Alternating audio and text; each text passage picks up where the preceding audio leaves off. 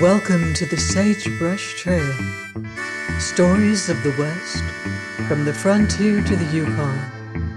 I'm Mardell, reading The Virginian by Owen Wister.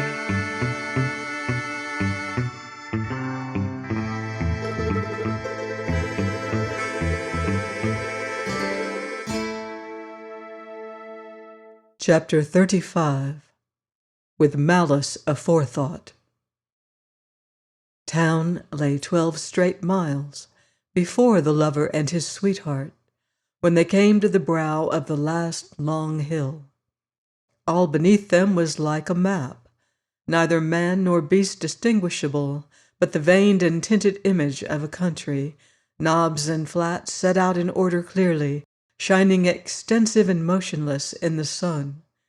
It opened on the sight of the lovers as they reached the sudden edge of the tableland, where since morning they had ridden, with the head of neither horse ever in advance of the other. At the view of their journey's end, the Virginian looked down at his girl beside him.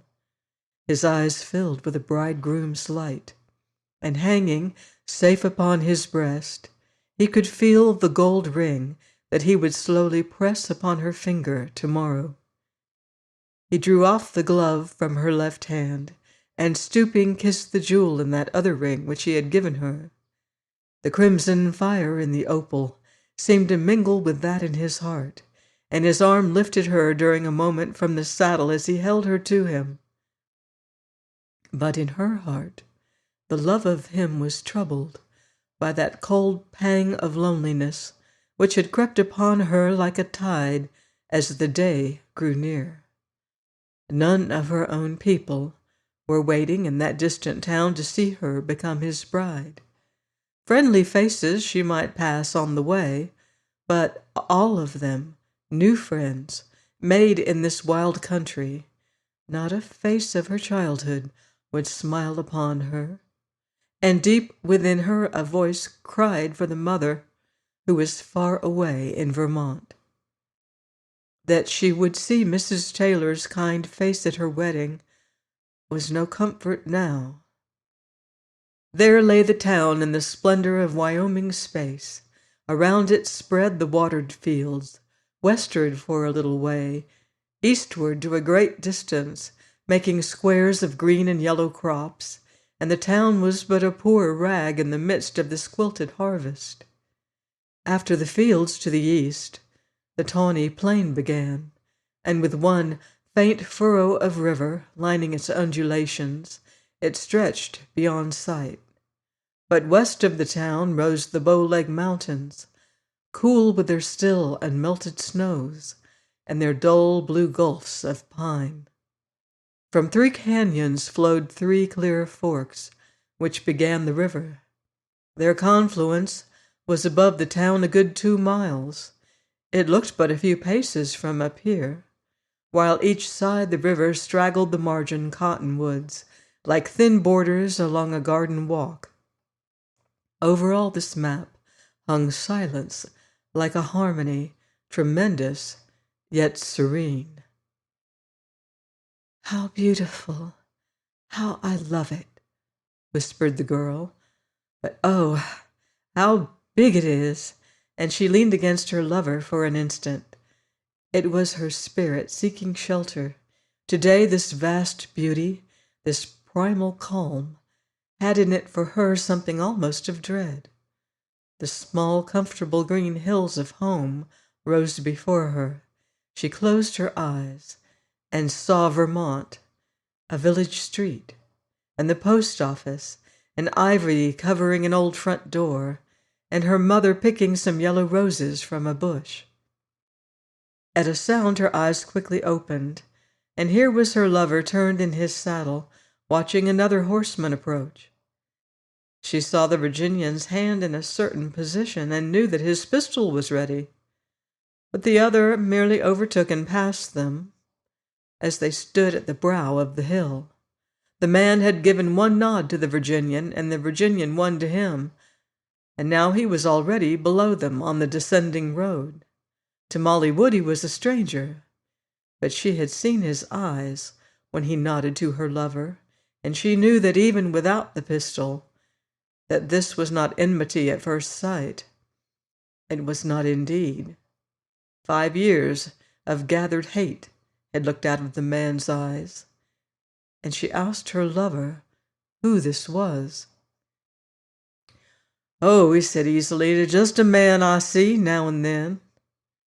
"Is his name Trampas?" said Molly Wood. The Virginian looked at her in surprise. "Why, where have you seen him?" he asked. "Never till now. But I knew." "My gracious, you never told me you had mind-reading powers." And he smiled serenely at her. "I knew it was Trampas as soon as I saw his eyes." "My gracious," her lover repeated with indulgent irony, "I must be mighty careful of my eyes when you're looking at 'em." "I believe he did that murder," said the girl. "Whose mind are you reading now?" he drawled affectionately. But he could not joke her off the subject. She took his strong hand in hers, tremulously, so much of it as her little hand could hold. "I know something about that last autumn," she said, shrinking from words most definite. "And I know that you only did what I had to," he finished very sadly, but sternly, too. "Yes," she asserted, keeping hold of his hand.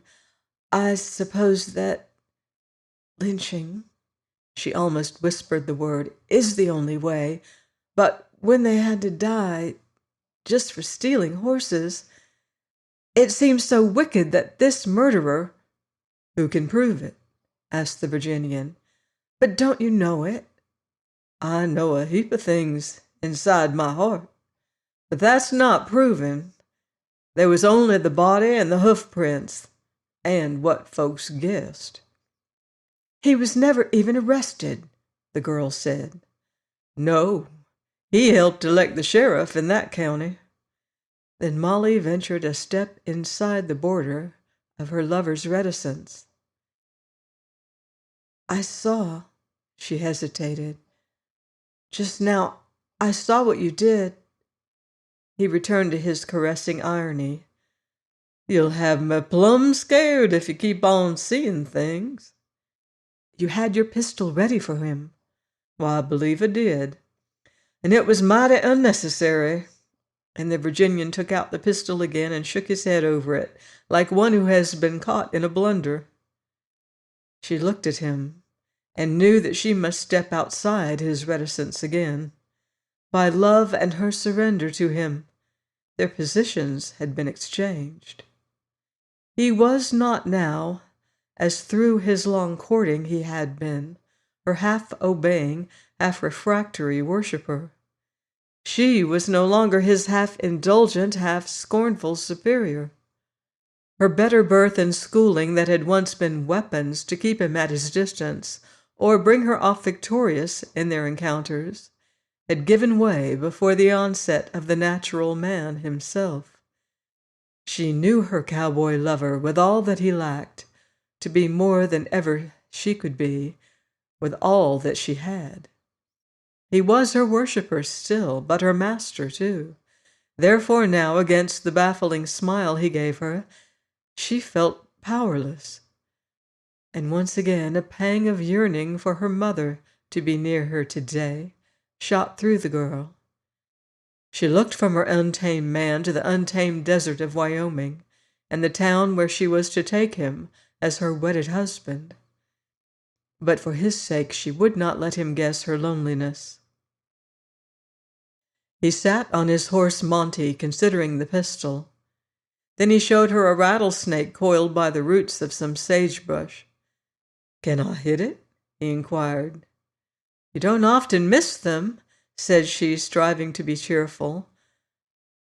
"Well, I'm told getting married unstrings some men." He aimed, and the snake was shattered.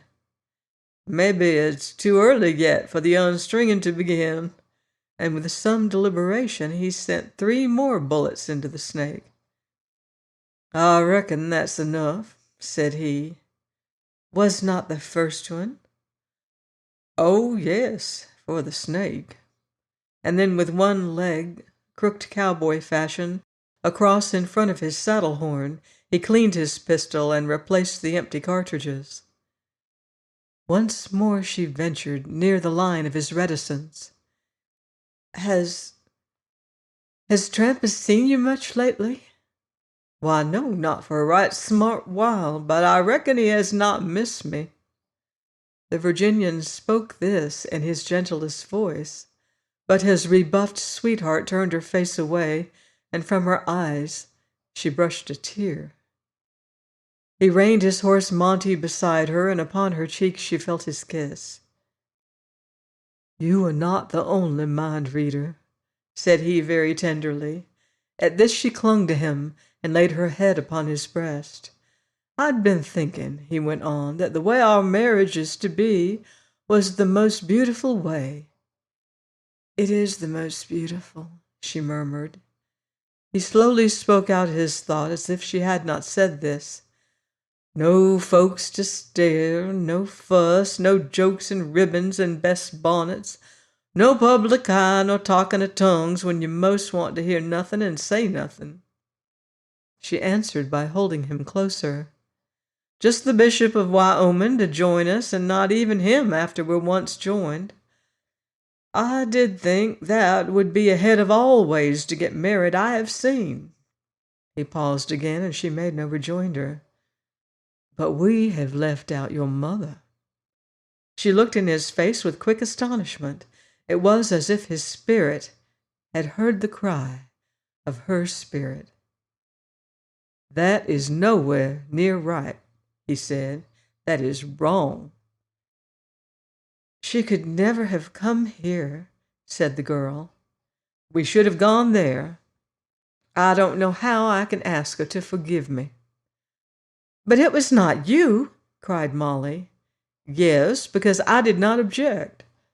I did not tell you we must go to her. I missed the point, thinking so much about my own feelings. For you see, I've never said this to you until now.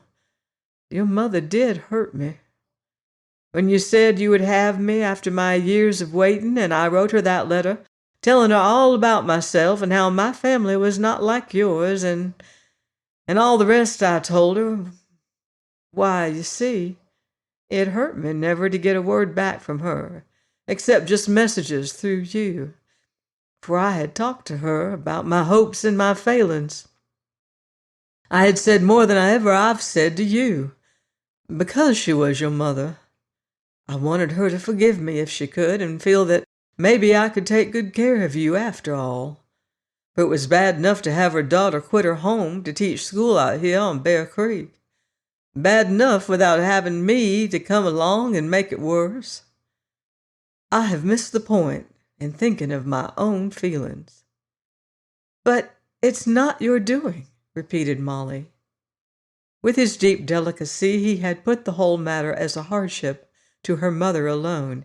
He had saved her any pain of confession or denial. Yes, it is my doing, he now said. Shall we give it up? Give what? She did not understand. Why, the order. We've got it fixed in. Plans, oh well, they're no more than plans.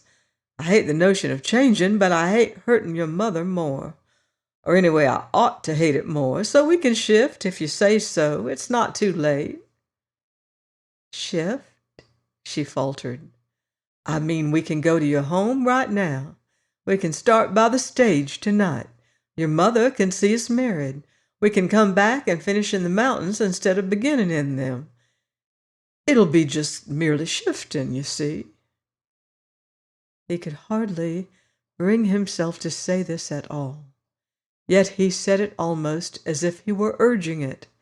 It implied a renunciation that he could hardly bear to think of.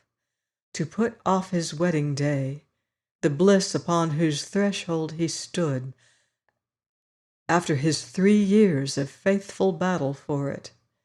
And that wedding journey he had arranged, for there were the mountains in sight, the woods and canyons where he had planned to go with her after the bishop had joined them, the solitudes where only the wild animals would be beside themselves, His horses, his tent, his rifle, his rod, all were waiting ready in the town for their start tomorrow. He had provided many dainty things to make her comfortable. Well, he could wait a little more, having waited 3 years. It would not be what his heart most desired. There would be the public eye and the talking of tongues, but he could wait. The hour would come when he would be alone with his bride at last, and so he spoke as if he urged it. "Never!" she cried. "Never, never!" She pushed it from her. She would not brook such sacrifice on his part. Were they not going to her mother in 4 weeks? If her family had warmly accepted him, but they had not, and in any case, it had gone too far. It was too late. She told her lover that she would not hear him, that if he said any more, she would gallop into town separately from him. And for his sake, she would hide deep from him this loneliness of hers, and the hurt that he had given her in refusing to share with her his trouble with Trampas, when others must know of it. Accordingly, they descended the hill slowly together, lingering to spin out these last miles long. Many rides had taught their horses to go side by side, and so they went now. The girl, sweet and thoughtful, in her sedate gray habit, and the man in his leathern chaps and cartridge belt and flannel shirt, looking gravely into the distance with the level gaze of the frontier. Having read his sweetheart's mind very plainly, the lover now broke his dearest custom. It was his code never to speak ill of any man to any woman. Men's quarrels were not for women's ears. In his scheme, good women were to know only a fragment of men's lives. He had lived many outlaw years, and his wide knowledge of evil made innocence doubly precious to him.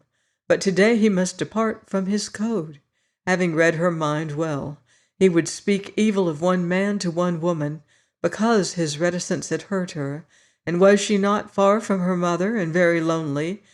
Do what he could, she should know the story of his quarrel in language as light and casual as he could veil it with. He made an oblique start. He did not say to her, "I'll tell you about this. You saw me get ready for Trampas because I've been ready for him any time these 5 years. He began far off from the point with that rooted caution of his, that caution which is shared by the primal savage and the perfected diplomat. "There's certainly a right smart difference between men and women," he observed. "You're quite sure?" she retorted. "Ain't it fortunate that there's both, I mean?" "I don't know about fortunate.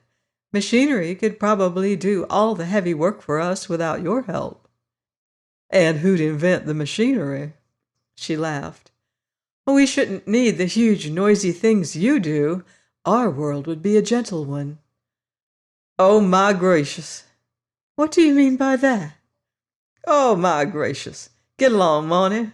A gentle world, all full of ladies."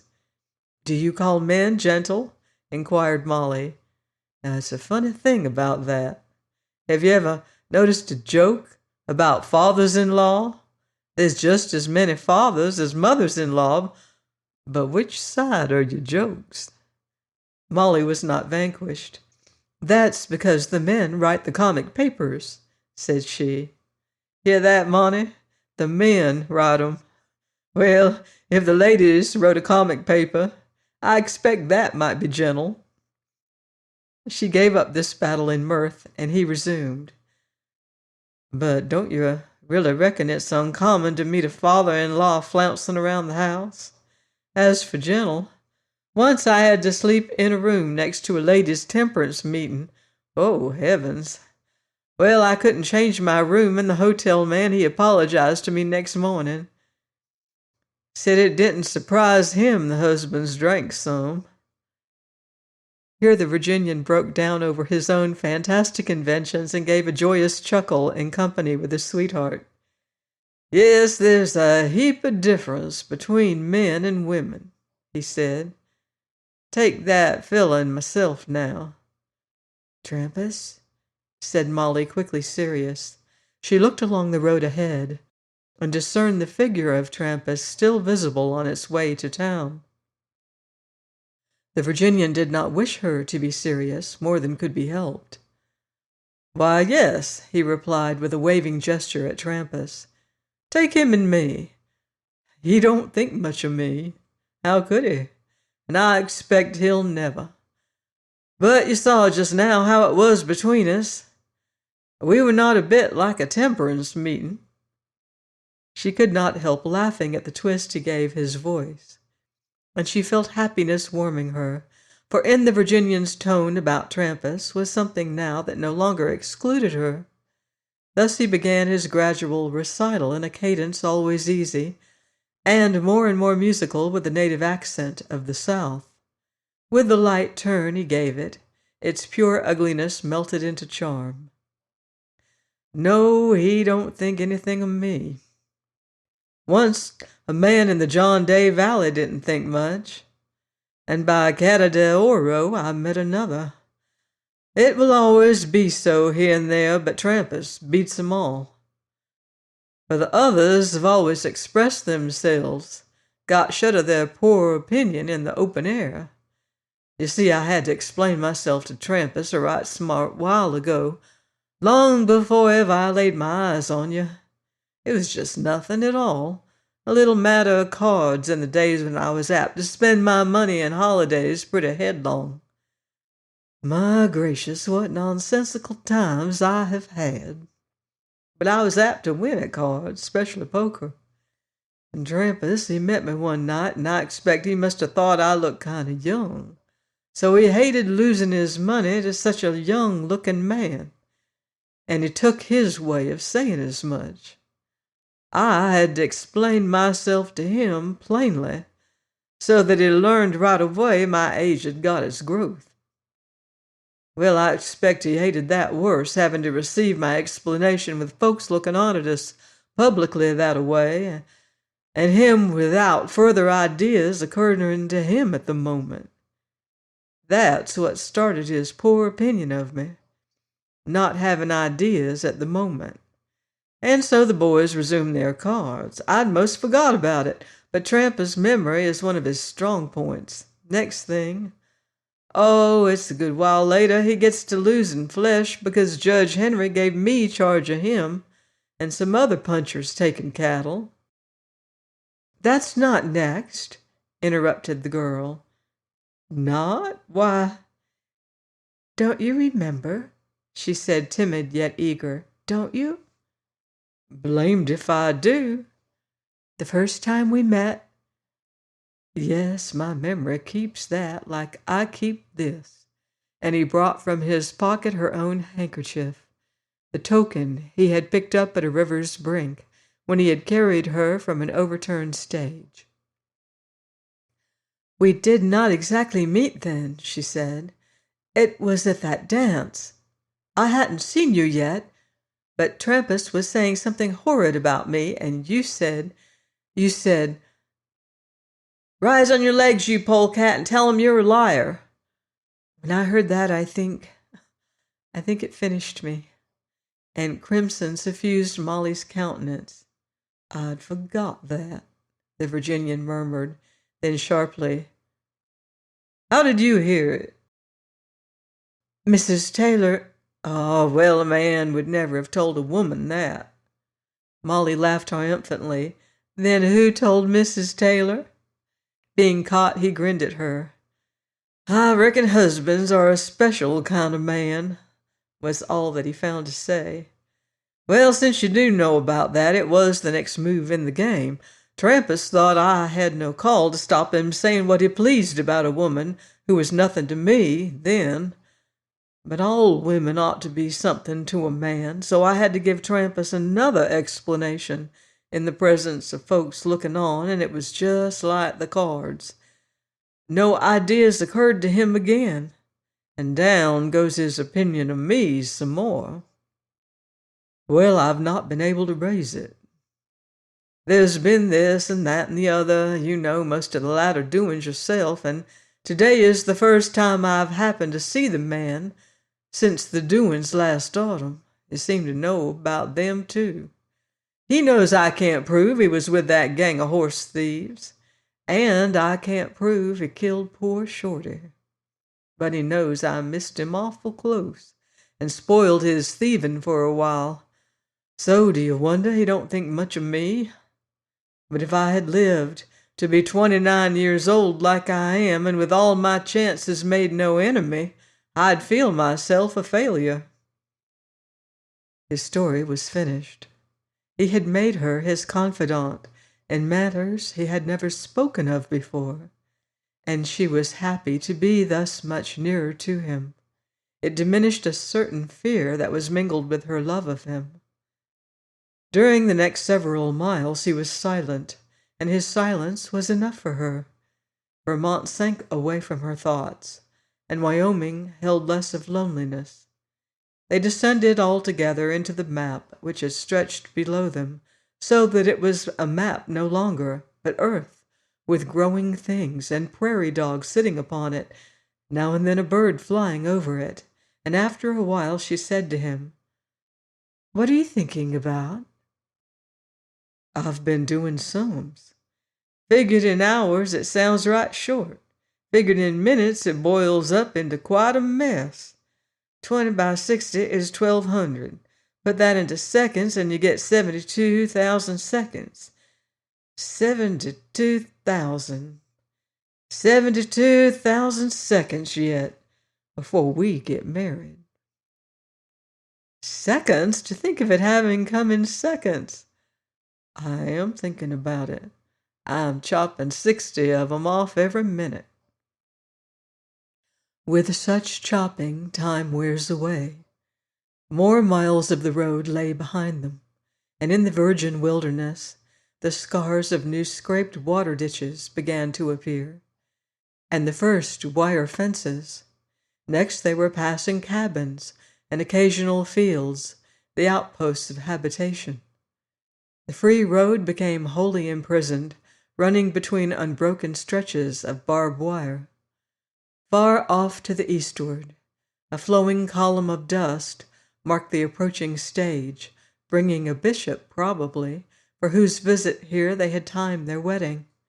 The day still brimmed with heat and sunshine, but the great daily shadow was beginning to move from the feet of the Bowleg Mountains outward toward the town.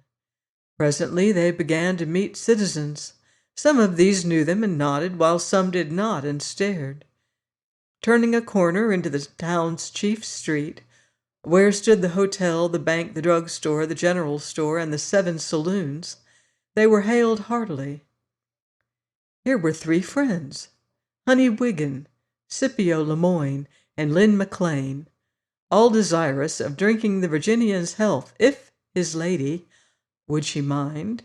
The 3 stood grinning with their hats off, but behind their gaiety the Virginian read some other purpose. "We'll all be very good," said Honey Wiggin. "Pretty good," said Lynn. "Good," said Scipio. "Which is the honest man?" inquired Molly, glad to see them. "Not one," said the Virginian. "My old friends scare me when I think of their ways."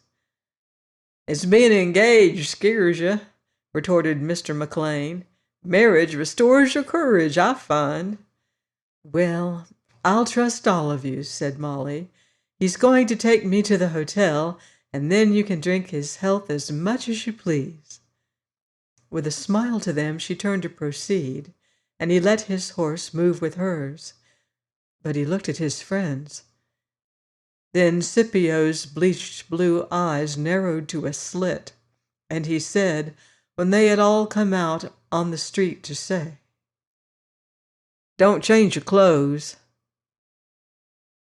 "Oh," protested Molly, "isn't he rather dusty and countrified?" But the Virginian had taken Scipio's meaning. "Don't change your clothes." Innocent Molly appreciated these words no more than the average reader who reads a masterpiece, complacently unaware that its style differs from that of the morning paper. Such was Scipio's intention. Wishing to spare her from alarm, So at the hotel she let her lover go with a kiss, and without a thought of Trampas. She, in her room, unlocked the possessions which were there waiting for her, and changed her dress. Wedding garments and other civilized apparel, proper for a genuine frontiersman when he comes to town, were also in the hotel, ready for the Virginian to wear. It is only the somewhat green and unseasoned cowpuncher who struts before the public in spurs and deadly weapons. For many years the Virginian had put away these childish things. He made a sober toilet for the streets. Nothing but his face and bearing remained out of the common when he was in a town. But Scipio had told him not to change his clothes, therefore he went out with his pistol at his hip. Soon he had joined his three friends. "I'm obliged to you," he said. "He passed me this morning." "We don't know his intentions," said Wiggin. "Except that he's hanging around," said McLean. "And filling up," said Scipio, "which reminds me." They strolled into the saloon of a friend, where unfortunately sat some foolish people. But one cannot always tell how much of a fool a man is at sight. It was a temperate health drinking that they made. "Here's how," they muttered softly to the Virginian. "And how," he returned softly, looking away from them. But they had a brief meeting of eyes, standing and lounging near each other shyly, and Scipio shook hands with the bridegroom. "Some day," he stated, tapping himself, for in his vagrant heart he began to envy the man who could bring himself to marry. And he nodded again, repeating, "Here's how." They stood at the bar, full of sentiment, empty of words, memory and affection busy in their hearts. All of them had seen rough days together, and they felt guilty with emotion. "It's hot weather," said Wiggin. "Hotter on Box Elder," said McLean. "My kid has started teething." Words ran dry again.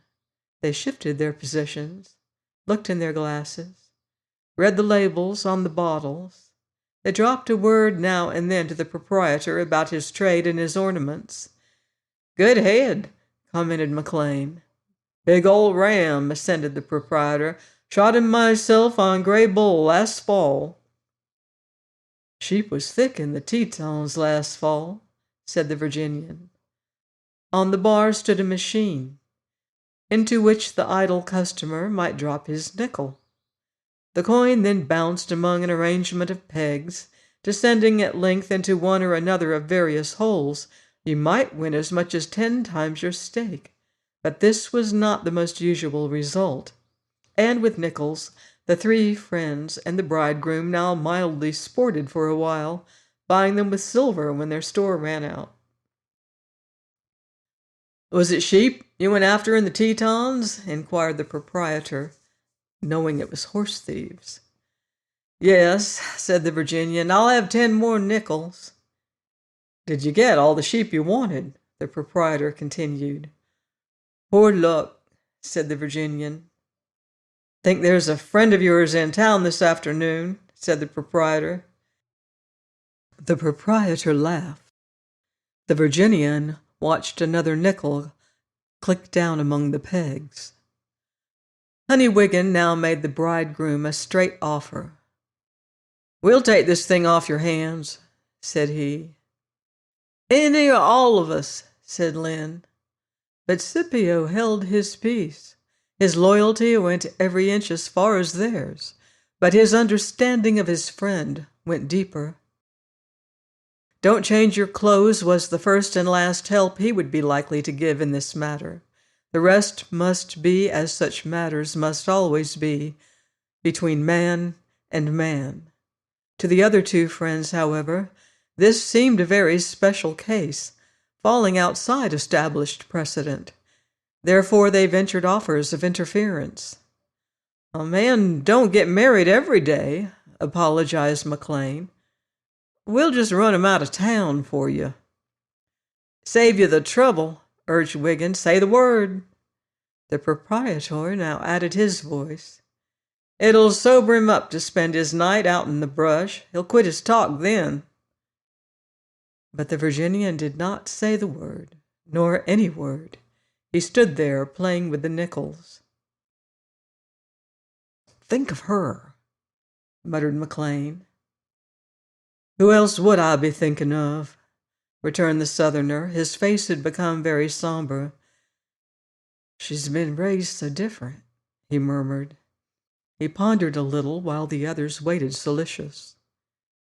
A new idea came to the proprietor. "I'm acting mayor of this town," said he. "I'll put him in the caboose and keep him till you get married and away." "Say the word," repeated Honey Wiggin. Scipio's eye met the proprietor's, and he shook his head about a quarter of an inch. The proprietor shook his to the same amount. They understood each other. It had come to that point where there was no way out save only the ancient, eternal way between man and man. It is only the great mediocrity that goes to law in these personal matters. "So he's talked about me some," said the Virginian. "It's the whiskey," Scipio explained. "I expect," said McLean, "he'd run a mile if he was in a state to appreciate his insinuations." "Which we are careful not to mention to you," said Wiggin, "unless you like to inquire for 'em." Some of the fools present had drawn closer to hear this interesting conversation. In gatherings of more than 6, there will generally be at least one fool, and this company must have numbered 20 men. "This country knows well enough," said one fool who hungered to be important, "that you don't brand no calves that ain't your own." The saturnine Virginian looked at him. "Thank you," he said gravely, "for your endorsement of my character." The fool felt flattered. The Virginian turned to his friends. His hand slowly pushed his hat back, and he rubbed his black head in thought. "Glad to see you've got your gun with you," continued the happy fool. "You know that Trampas claims about that affair of yours in the Tetons. He claims that if anything was known about the killing of Shorty—" "Take one on the house," suggested the proprietor to him amiably. "Your news will be fresher." And he pushed him the bottle. The fool felt less important. "This talk had went the rounds before it got to us," said Scipio, "or we'd have headed it off. He has got friends in town." Perplexity knotted the Virginian's brows. This community knew that a man had implied he was a thief and a murderer. It also knew that he knew it. But the case was one of peculiar circumstances, assuredly. Could he avoid meeting the man? Soon the stage would be starting south for the railroad. He had already today proposed to his sweetheart that they should take it. Could he, for her sake, leave unanswered a talking enemy upon the field? His own ears had not heard the enemy. Into these reflections the fool stepped once more. "Of course this country don't believe Trampas," said he. "This country—" But he contributed no further thoughts. From somewhere in the rear of the building, where it opened upon the tin cans and the hinder purlieus of the town, came a movement, and Trampas was among them, courageous with whiskey. All the fools now made themselves conspicuous. One lay on the floor, knocked there by the Virginian, whose arm he had attempted to hold. Others struggled with Trampas, and his bullet smashed the ceiling before they could drag the pistol from him. There now, they interposed. "You don't want to talk like that," for he was pouring out a tide of hate and vilification. Yet the Virginian stood quiet by the bar, and many an eye of astonishment was turned upon him. "I'd not stand half that language," some muttered to each other. Still, the Virginian waited quietly, while the fools reasoned with Trampas. but no earthly foot can step between a man and his destiny. Trampas broke suddenly free. "Your friends have saved your life," he rang out with obscene epithets. "I'll give you till sundown to leave town." There was total silence instantly. "Trampas," spoke the Virginian, "I don't want trouble with you." "He's never wanted it," Trampas sneered to the bystanders. "He's been dodging it 5 years, but I've got him corralled." Some of the Trampas faction smiled. "Trampas," said the Virginian again, "are you sure you really mean that?" The whiskey bottle flew through the air, hurled by Trampas, and crashed through the saloon window behind the Virginian. "That was surplusage, Trampas," said he, "if you mean the other." "Get out by sundown, that's all," said Trampas, and wheeling, he went out of the saloon by the rear, as he had entered. "Gentlemen," said the Virginian, "I know you will all oblige me." "Sure," exclaimed the proprietor heartily. "We'll see that everybody lets this thing alone." The Virginian gave a general nod to the company and walked out into the street. "It's a terrible shame," sighed Scipio, "that he couldn't have postponed it." The Virginian walked in the open air with thoughts disturbed. "I'm of two minds about one thing," he said to himself uneasily. Gossip ran in advance of him, but as he came by, the talk fell away until he had passed. Then they looked after him, and their words again rose audibly. Thus everywhere a little eddy of silence accompanied his steps. "It don't trouble him much," one said, having read nothing in the Virginian's face. "It may trouble his girl some," said another. "She'll not know," said a third, "until it's over." "He'll not tell her?" "I wouldn't. It's no woman's business." "Maybe that's so. Well, it would have suited me to have Trampas die sooner." "How would it suit you to have him live longer?" inquired a member of the opposite faction, suspected of being a cattle thief himself. "I could answer your question if I had other folks' calves I wanted to brand." This raised both a laugh and a silence. Thus the town talked, filling in the time before sunset.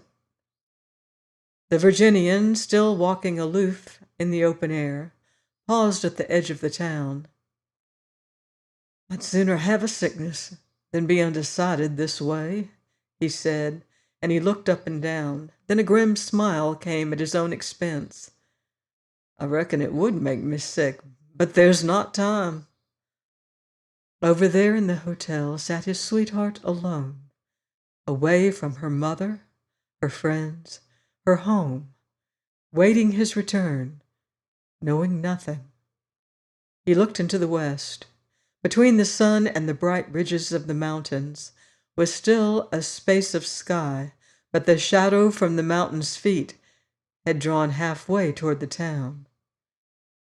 "About 40 minutes more," he said aloud.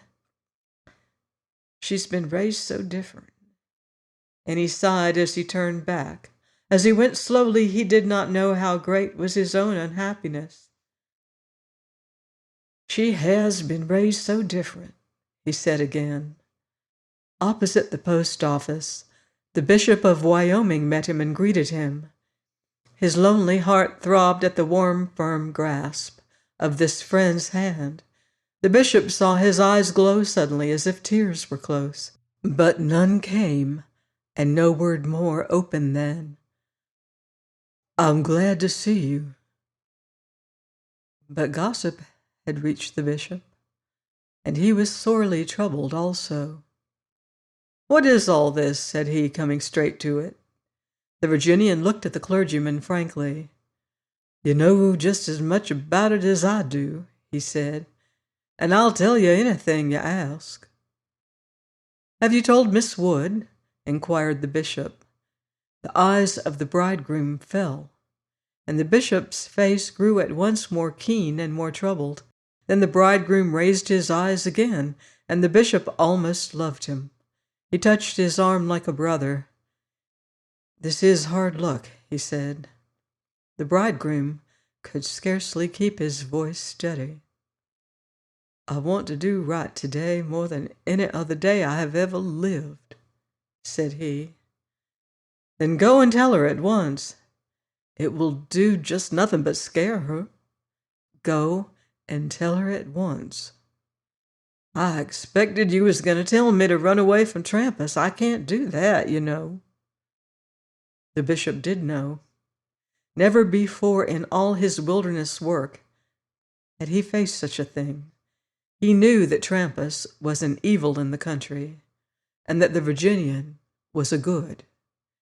He knew that the cattle thieves, the rustlers, were gaining in numbers and audacity, that they led many weak young fellows to ruin, that they elected their men to office and controlled juries, that they were a staring menace to Wyoming. His heart was with the Virginian. But there was his gospel that he preached and believed and tried to live. He stood looking at the ground and drawing a finger along his eyebrow. He wished that he might have heard nothing about all this, but he was not one to blink his responsibility as a Christian server of the church militant. "Am I right," he now slowly asked, "in believing that you think I am a sincere man? I don't believe anything about it, I know it." "I should run away from Trampas," said the bishop. "That ain't quite fair, sir. We all understand you have got to do things you tell other folks to do, and you do them, sir. You never talk like anything but a man, and you never set yourself above others. You can saddle your own horses, and I saw you walk unarmed into that White River excitement when those two other parsons was a-fogging and a-fanning for their own safety. Damn scoundrels." The bishop instantly rebuked such language about brothers of his cloth, even though he disapproved both of them and their doctrines.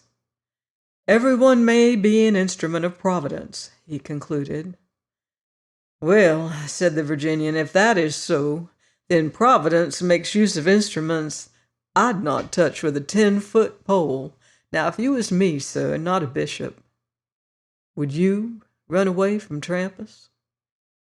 "That's not quite fair either," exclaimed the bishop with a smile, "because you are asking me to take another man's convictions and yet remain myself.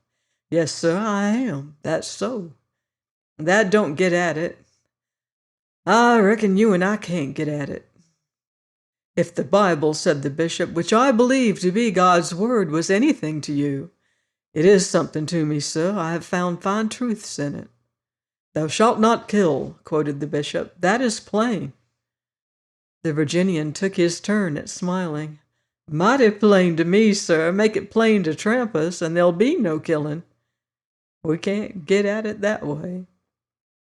Once more the bishop quoted earnestly, "Vengeance is mine, I will repay, saith the Lord." "How about instruments of Providence, sir?" "Why, we can't get at it that way. If you start using the Bible that way, it will mix you up mighty quick, sir." "My friend," the bishop urged, and all his good warm heart was in it, "my dear fellow, go away for the one night. He'll change his mind." The Virginian shook his head. "He cannot change his word, sir.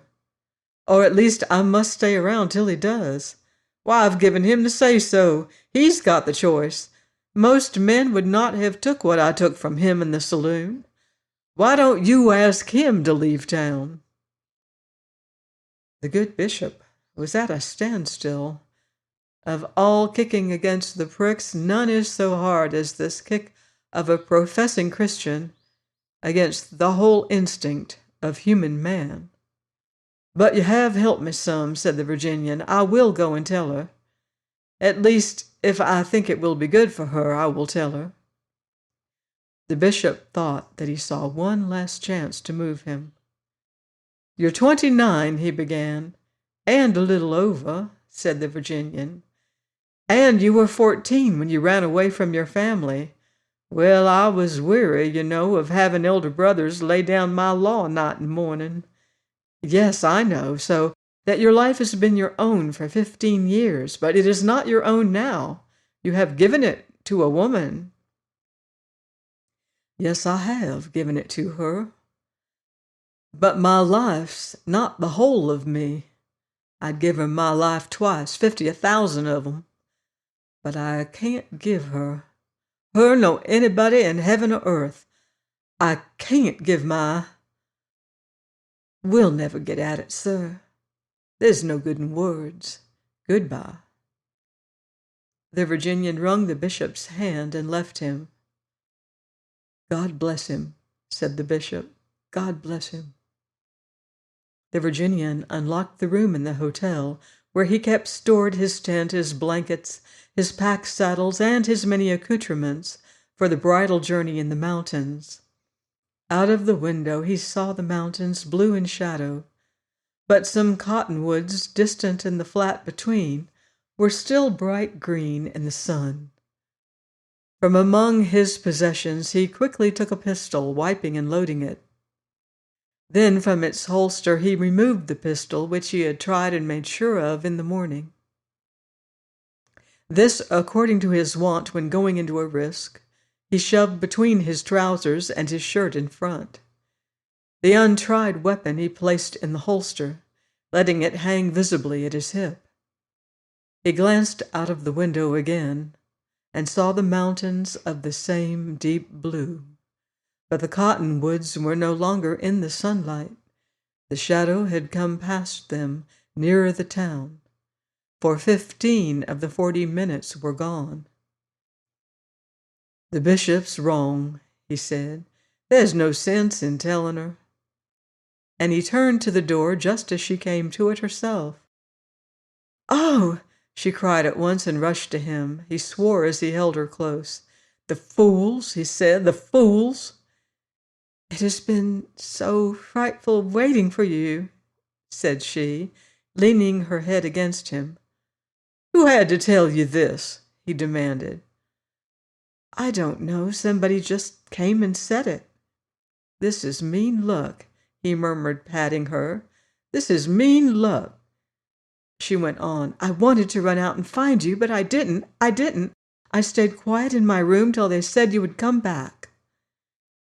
"It is mean luck, mighty mean," he repeated. "How could you be gone so long?" she asked. "Never mind. I've got you now. It is over." Anger and sorrow filled him. "I might have known some fool would tell you," he said. "It's all over. Never mind." Her arms tightened their hold of him. Then she let him go. "What shall we do?" she said. "What now?" "Now," he answered. "Nothing now." She looked at him without understanding. "I know it is a heap worse for you," he pursued, speaking slowly. "I knew it would be." "But it is over!" she exclaimed again. He did not understand her now. He kissed her. "Did you think it was over?" he said simply. "There is some waiting still before us. I wish you did not have to wait alone, but it will not be long." He was looking down and did not see the happiness grow chilled upon her face, then fade into bewildered fear. "I did my best," he went on. "I think I did. I know I tried. I let him say to me before them all what no man has ever said or ever will again. I kept thinking hard of you with all my might, or I reckon I'd have killed him right there. And I gave him a show to change his mind. I gave it to him twice. I spoke as quiet as I'm speaking to you now. But he stood to it, and I expect he knows he went too far in the hearing of others to go back on his threat. He will have to go on to the finish now." "The finish?" she echoed, almost voiceless. "Yes," he answered very gently. Her dilated eyes were fixed upon him. "But—" she could scarce form utterance. But you? I've got myself ready, he said. Did you think? Why, what did you think? She recoiled a step. What are you going? She put her two hands to her head. Good God! She almost shrieked. You were going. He made a step and would have put his arm around her, but she backed against the wall, staring speechless at him. I am not going to let him shoot me, he said quietly. You mean...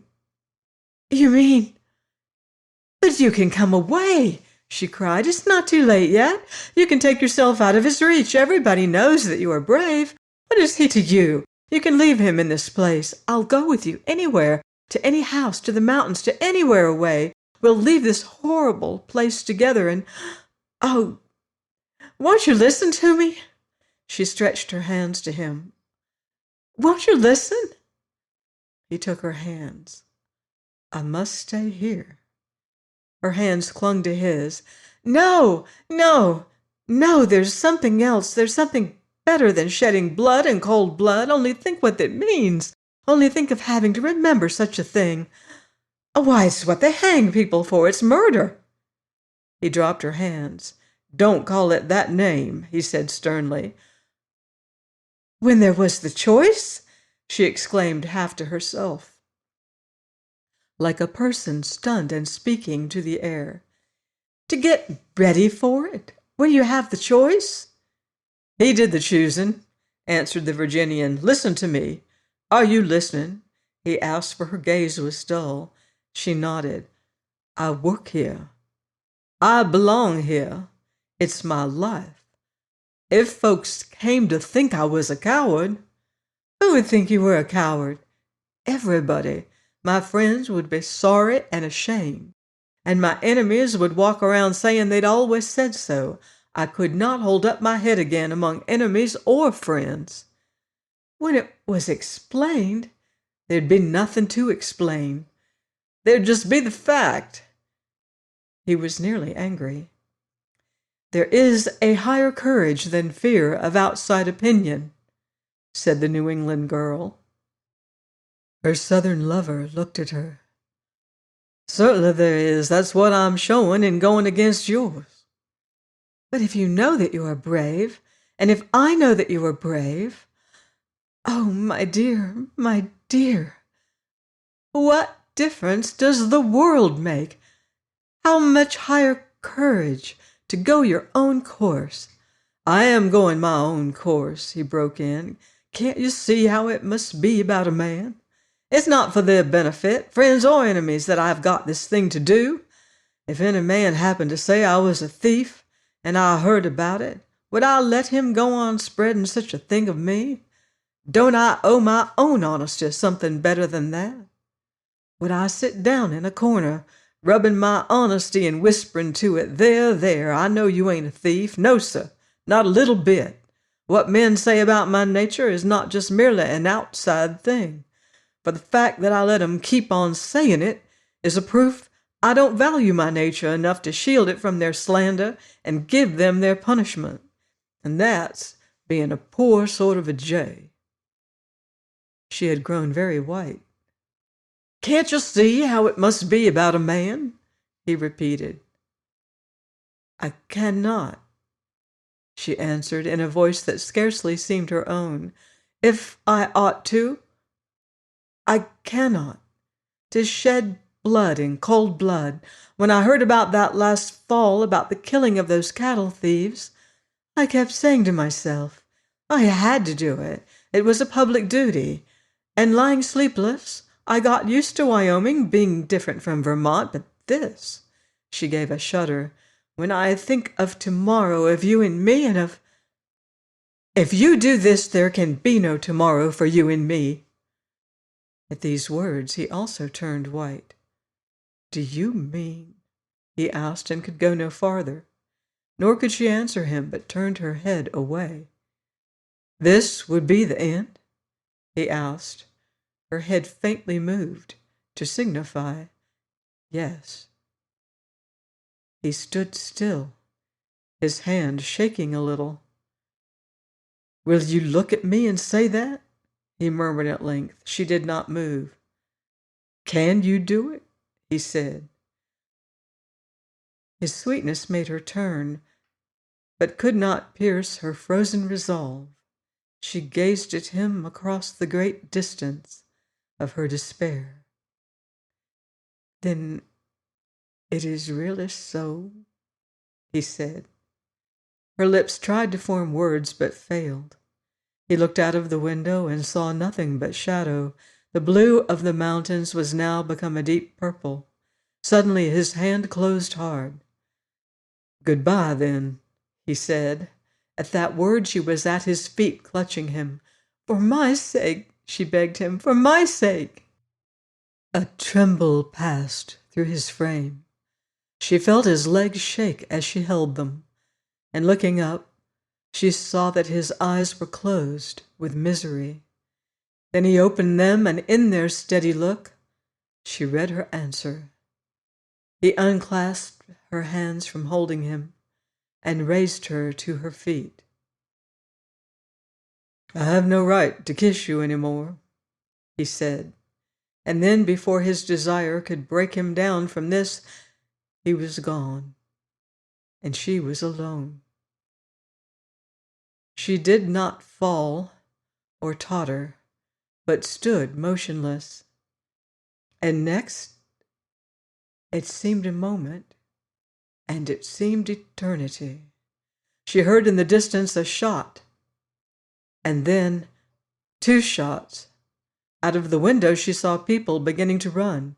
At that she turned and fled to her room and flung herself face downward upon the floor. Trampas had departed into solitude from the saloon, leaving behind him his ultimatum. His loud and public threat was town knowledge already, would very likely be county knowledge tonight. Riders would take it with them to entertain distant cabins up the river and down the river, and by dark the stage would go south with the news of it, and the news of its outcome, or everything would be over by dark. After 5 years, here was the end coming before dark. Trampas had got up this morning with no such thought. It seemed very strange to look back upon the morning. It lay so distant, so irrevocable. And he thought of how he had eaten his breakfast. How would he eat his supper? For supper would come afterward. Some people were eating theirs now, with nothing like this before them.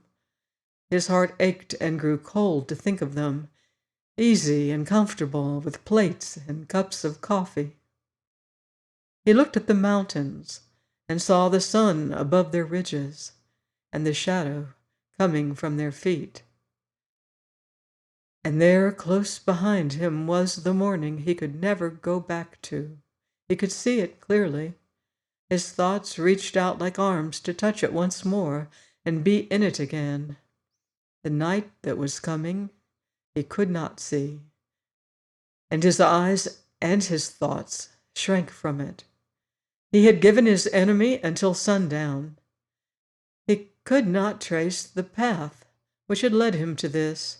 He remembered their first meeting 5 years back in Medicine Bow, and the words which at once began his hate. No, it was before any words. It was the encounter of their eyes, for out of the eyes of every stranger looks either a friend or an enemy, waiting to be known. But how had 5 years of hate come to play him such a trick suddenly today? Since last autumn he had meant some time to get even with this man, who seemed to stand at every turn of his crookedness and rob him of his spoils. But how had he come to choose such a way of getting even as this, face to face? He knew many better ways, and now his own rash proclamation had trapped him. His words were like doors, shutting him in to perform his threat to the letter, with witnesses at hand to see that he did so. Trampas looked at the sun and the shadow again. He had till sundown. The heart inside him was turning it round in this opposite way, It was to himself that in his rage he had given this lessening margin of grace. But he dared not leave town in all the world's sight, after all the world had heard him. Even his friends would fall from him after such an act. Could he, the thought actually came to him, could he strike before the time set? But the thought was useless. Even if his friends could harbor him after such a deed, his enemies would find him and his life would be forfeit to a certainty. His own trap was closing upon him. He came upon the main street and saw some distance off the Virginian standing in talk with the bishop. He slunk between two houses and cursed both of them. The sight had been good for him, bringing some warmth of rage back to his desperate heart, and he went into a place and drank some whiskey. "In your shoes," said the barkeeper, "I'd be afraid to take so much."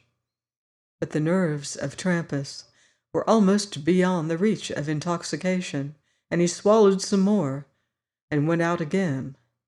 Presently he fell in with some of his brothers in cattle stealing and walked along with them for a little. "Well, it will not be long now," they said to him, and he had never heard words so desolate. "No," he made out to say, "soon now." Their cheerfulness seemed unearthly to him, and his heart almost broke beneath it. "We'll have one to your success," they suggested. So with them he repaired to another place, and the sight of a man leaning against the bar made him start so that they noticed him. Then he saw that the man was a stranger, whom he had never laid eyes on till now. "It looked like Shorty," he said, and could have bitten his tongue off. "Shorty's quiet up in the Tetons," said a friend. "You don't want to be thinking about him. Here's how." Then they clapped him on the back, and he left them. He thought of his enemy and his hate, beating his rage like a failing horse, and treading the courage of his drink. Across a space he saw Wiggin walking with McLean and Scipio. They were watching the town to see that his friends made no foul play. "We're giving you a clear field," said Wiggin. "This race will not be pulled," said McLean. "Be with you at the finish," said Scipio, and they passed on. They did not seem like real people to him. Trampas looked at the walls and windows of the houses. Were they real? Was he here, walking in this street? Something had changed. He looked everywhere, and feeling it everywhere, wondered what this could be. Then he knew it was the sun that had gone entirely behind the mountains, and he drew out his pistol. The Virginian, for precaution, did not walk out of the front door of the hotel. He went through back ways and paused once. Against his breast, he felt the wedding ring, where he had suspended it by a chain from his neck. His hand went up to it, and he drew it out and looked at it. He took off the chain, and his arm went back to hurl it from him as far as he could. But he stopped and kissed it with one sob and thrust it in his pocket. Then he walked out into the open, watching. He saw men here and there, and they let him pass as before without speaking. He saw his 3 friends, and they said no word to him, but they turned and followed in his rear at a little distance, because it was known that Shorty had been found shot from behind. The Virginian gained a position soon where no one could come at him except from in front, and the sight of the mountains was almost more than he could endure, because it was there that he had been going tomorrow. "It's quite a while after sunset," he heard himself say. A wind seemed to blow his sleeve off his arm, and he replied to it, and saw Trampas pitch forward. He saw Trampas raise his arm from the ground and fall again, and lie there this time still. A little smoke was rising from the pistol on the ground, and he looked at his own, and saw the smoke flowing upward out of it. "I expect that's all," he said aloud, but as he came nearer Trampas, he covered him with his weapon. He stopped a moment, seeing the hand on the ground move. 2 fingers twitched, and then seized, for it was all. The Virginian stood looking down at Trampas.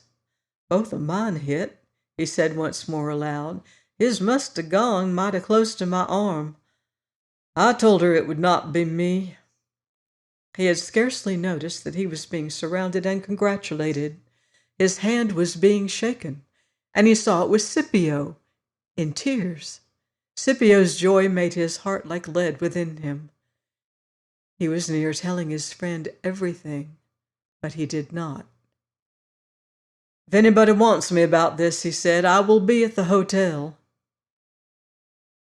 "Who'll want you?" said Scipio. "3 of us saw his gun out." And he vented his admiration. "You were that cool, that quick." "I'll see you boys again," said the Virginian heavily, and he walked away. Scipio looked after him, astonished. "You might suppose he was in poor luck," he said to McLean. The Virginian walked to the hotel and stood on the threshold of his sweetheart's room. She had heard his step and was upon her feet. Her lips were parted and her eyes fixed on him. Nor did she move or speak. "You have to know it," said he. "I've killed Trampas." "Oh, thank God," she said, and he found her in his arms. Long they embraced without speaking, and what they whispered then with their kisses matters not. Thus did her New England conscience battle to the end, and in the end capitulate to love. And the next day, with the bishop's blessing and Mrs. Taylor's broadest smile and the ring on her finger, the Virginian departed with his bride into the mountains. Join me next week on the Sagebrush Trail for more Western romance and adventure in The Virginian by Owen Wister.